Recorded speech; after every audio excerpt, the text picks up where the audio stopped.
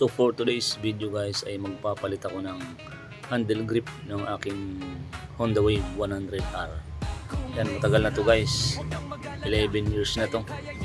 Yan pa yung pinaka original na nakakabit dyan. So samahan niyo ko guys, let's go. Kahit anong problema, may solusyon dito sa bawat liko ng buhay. May sikreto, tul sa kamay, utak ang puhunan. Halika na't matuto, huwag kang magpahuli.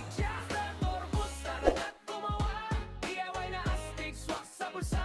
Tips and tricks na mapapahanga ka. Life hacks na tunay, walang daya. Master Torbos, lahat kaya mo na. Sa bawat video, may bago kang dala. Mula sa simple hanggang kakaiba dito sa channel. Solve ka na. Lumang gamit, gawin mong bago. Basura man yan, may halaga pa to. Sa bawat project, saya ang dala. Parang magic lang pero gawa ng sipag at tiyaga. Hindi kailangan ng mamahaling gamit. Basta may ideya, siguradong copy. Creative, may ng tunay na puhunan. Kahit sino kaya, basta may lakas ng loob at sipag sa katawan. Master Torbos, tara na't gumawa. DIY na astig. Yan, kung mapapansin nyo guys, yung throttle niya hindi pantay ang dulo. Ayan eh, tatanggalin ko yan guys, babawasan ko yan. Gagamitan ko ng cutter para madaling ipasok yung handle grip natin. Solve ka na.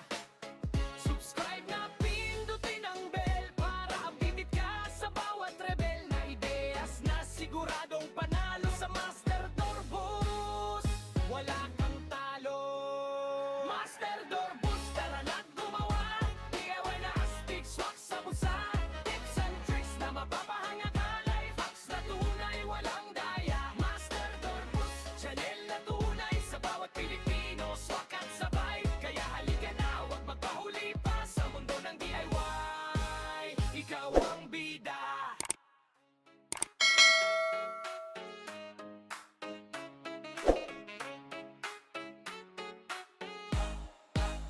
Kung may sira, huwag kang mag-alala.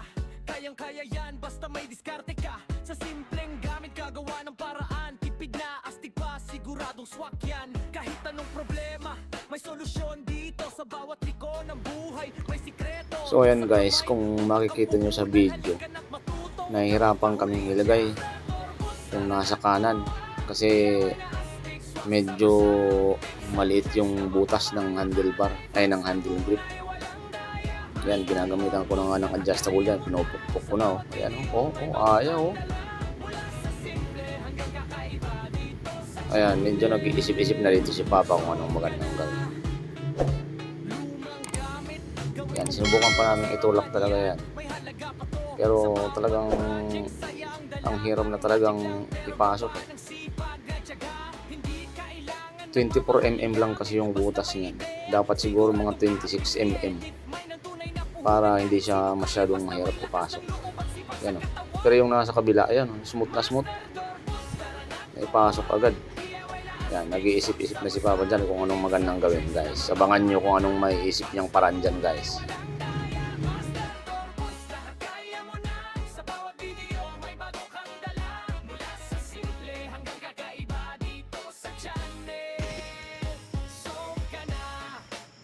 Nahirapan kami dito. Masikip.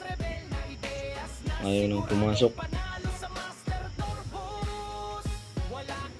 So ayan guys, so a few moments later bumalik si Papa, may dalang tubo. Pangalawang tubo na yan, yung nakuha niya kasing tubo medyo maliit, hindi kasya. Yun, nakahanap siya ng medyo malaki-laking tubo. Ayan oh, pasok na pasok guys. Lupit talaga ni Papa Eagle oh. Buti hindi pa ito natutulog. Kung hindi, aabutin ako ng umaga siguro nito. So ayan guys, pumasok na. Ayan guys, nilagay na namin. Pero ito nahirapan. Kailangan pure sign. Dapat pala yung ano niyan, yung sukat mga 26. Ito kasi 22. 24, dapat siguro 26. Sabi kasi nung seller nung binilang ko nito, pwede sa Honda Wave 100R. So yun lang guys. Ayan, may bago na tayong handle grip. Ayos na. Bye.